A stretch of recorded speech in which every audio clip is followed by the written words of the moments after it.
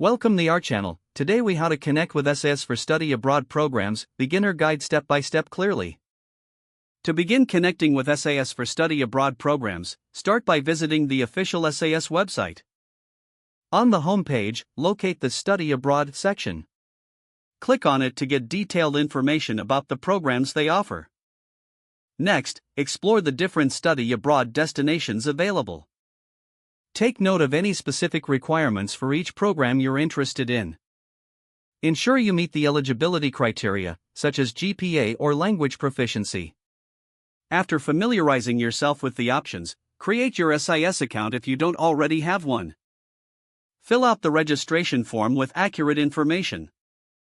Once your account is set up, log in to access the student portal. Navigate to the Study Abroad application section. Review the application instructions carefully. Prepare all necessary documents, such as transcripts and letters of recommendation.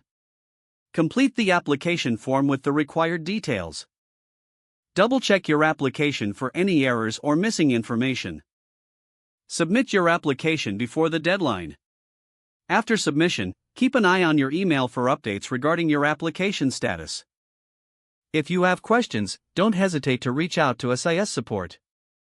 Attend any informational webinars or sessions they offer. Connect with past participants through forums or social media for insights. Once accepted, follow the provided guidelines for next steps. Prepare for your adventure and embrace this enriching opportunity.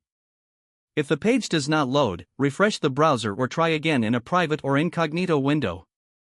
Make sure you are using the correct email address, then retype it carefully to avoid small typos.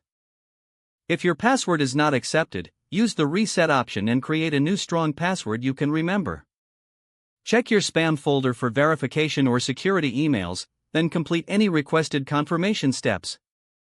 Enable two-factor authentication if available to improve account security and reduce unauthorized access risk.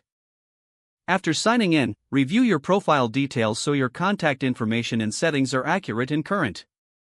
If you see an error message, note it down and try again after restarting your device and internet connection. Don't forget to like this video and subscribe to our channel for more step-by-step tech guides.